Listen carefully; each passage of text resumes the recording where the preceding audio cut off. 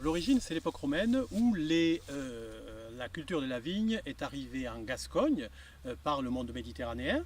On en a des traces sur les décors, sur les mosaïques de Sévillac, de Valin-sur-Baïse, de Sarbazan, pas très loin d'ici. Et jusqu'au XVIe siècle, on ne vend que du vin. Maniban fait partie des premières attestations que nous connaissions dans les années 1680.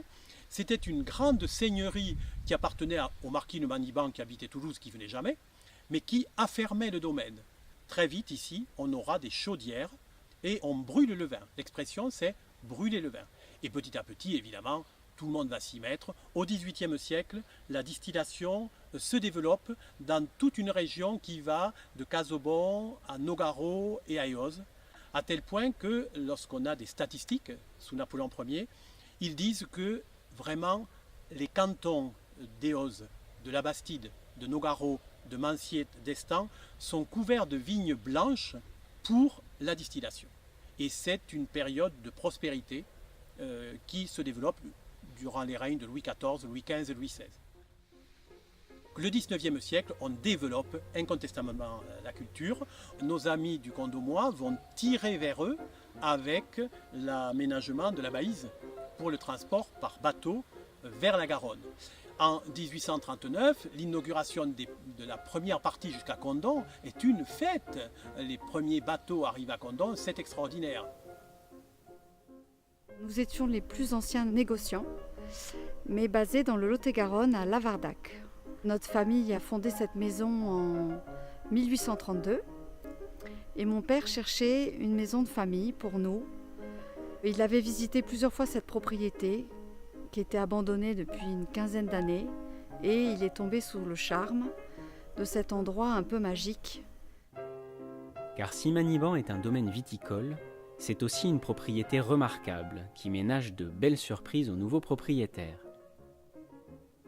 La restauration d'une pièce a ainsi permis de découvrir des fresques peintes datant du XVe siècle.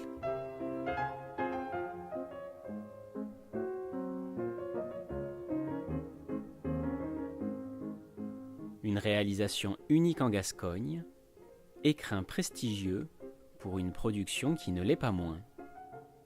Dans ce monde moderne où tout va très très vite, où il y a effectivement beaucoup plus de consommation de masse, etc., les gens sont à la recherche d'authenticité, de produits de terroir. Et le côté familial est toujours très important pour eux.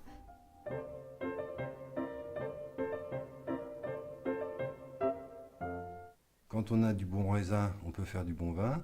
Et quand on a du bon vin, on peut faire un bel alcool. Ici, nous sommes sur les sables fauves de Gascogne, qui est un terroir qui a été repéré il y a plusieurs siècles pour la qualité des vins blancs de distillation qu'il produit. Et ensuite, avec l'histoire, il y a un certain nombre de cépages qui ont été sélectionnés. Et nous avons une base essentiellement colombard uni blanc. Et nous avons rapporté un cépage qu'on avait antérieurement, qui est la folle blanche. Et nous avons introduit le Baco. Parce que en fait, cette richesse a un impact à plusieurs niveaux. On a d'abord le fait d'avoir de la biodiversité, ne pas avoir un vignoble totalement homogène, le rend moins sensible aux problèmes épidémiologiques, d'une part. Et d'autre part, le fait d'avoir plusieurs cépages vous donne une palette aromatique beaucoup plus riche. Chaque cépage ayant d'une part ses caractéristiques, mais d'autre part un comportement vis-à-vis des années, donc des millésimes, qui sera plus ou moins favorable. Une fois que l'Armagnac est distillé, il passe directement en fût de chêne, et là on va commencer ce qu'on appelle l'élevage de l'Armagnac. Ce qui va jouer beaucoup, c'est l'origine du bois, la qualité. Alors ici, il y a un parti pris qui, à mon avis, est très intéressant.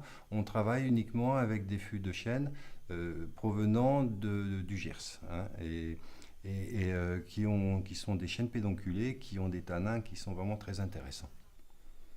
En fonction de la position de la barrique, c'est-à-dire par rapport au sol et par rapport au mur, on va avoir un élevage un peu différent, hein. Un peu plus élégant, plus fin en bas, plus sec, plus chaud en haut, hein. C'est vraiment, donc après on va jouer sur les alcools.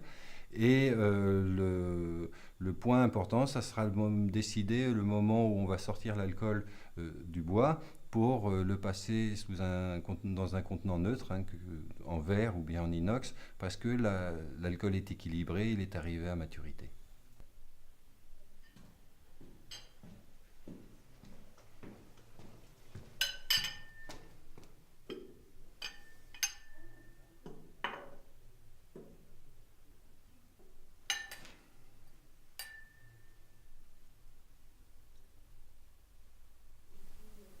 C'est tout jeune, c'est encore très, très fleur, un petit peu agressif.